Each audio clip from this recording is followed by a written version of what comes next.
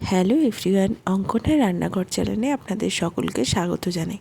আজ আমি যে রেসিপিটি আপনার সাথে শেয়ার করব সেটি হলো মাশরুম মশালা।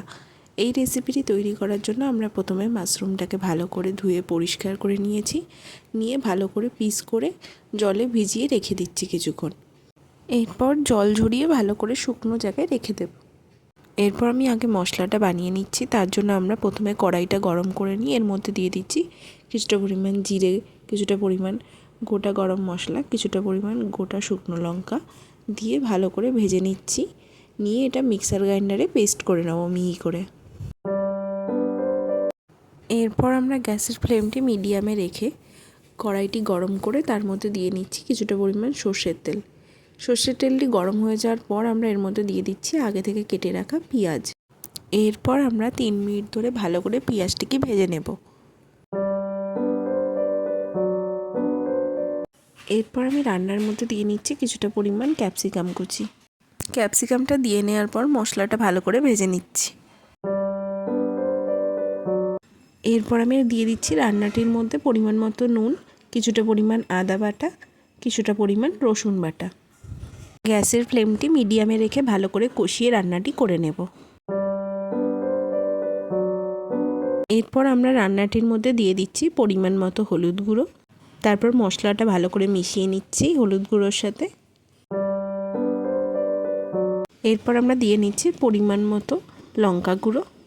মশলাটির সাথে ভালো করে লঙ্কা গুঁড়োটা মিশিয়ে নিচ্ছি। এরপর আমরা 5 মিনিট ধরে ভালো করে রান্নাটা করে নেব মিডিয়াম আঁচে।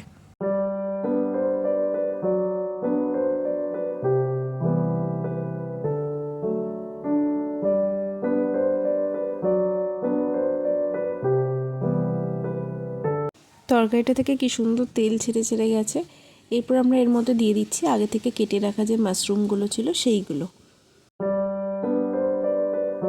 এরপর মাশরুমটাকে মশলার সাথে ভালো করে মিশিয়ে নিচ্ছি।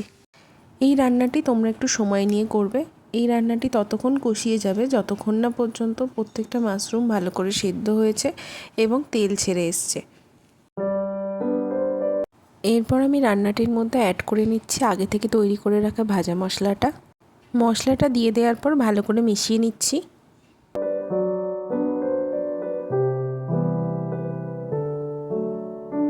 তোমরা দেখতেই পাচ্ছ উইদাউট ফুড কালার ইউজ করে কত সুন্দর কালার চলে এসছে। এরপর আমি এর মধ্যে অ্যাড করে নিচ্ছি কিছুটা পরিমাণ কেটে রাখা টমেটো, কিছুটা পরিমাণ কেটে রাখা ধনেপাতা কুচি। এরপর ভালো করে মিশিয়ে নেব।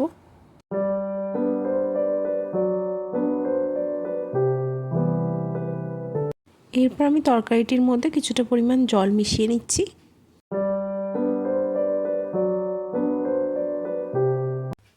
জলটা দিয়ে দেওয়ার পর ভালো করে মিশিয়ে নিয়ে কিছুক্ষণ ফুটতে দিয়ে দেবো চাপা কড়ায়। এরপর ঢাকনাটি খুলে নেব। তোমরা দেখতেই পাচ্ছ রান্নাটি প্রপারভাবে সব হয়ে গেছে। এর সাথে আমি অ্যাড করে নিচ্ছি 1/4 অংশের পাতিলেবুর কিছুটা পরিমাণ রস। তোমরা চাইলে এটা অ্যাভয়েডও করতে পারো। যেহেতু লেবুর রসটা দিলাম সেহেতু আরেকবার নেড়ে চেড়ে ভালো করে রান্নাটা পরিবেশন করুন গরম রুটির সাথে। রেস্টুরেন্ট স্টাইলের mushroom masala. Thank you for watching.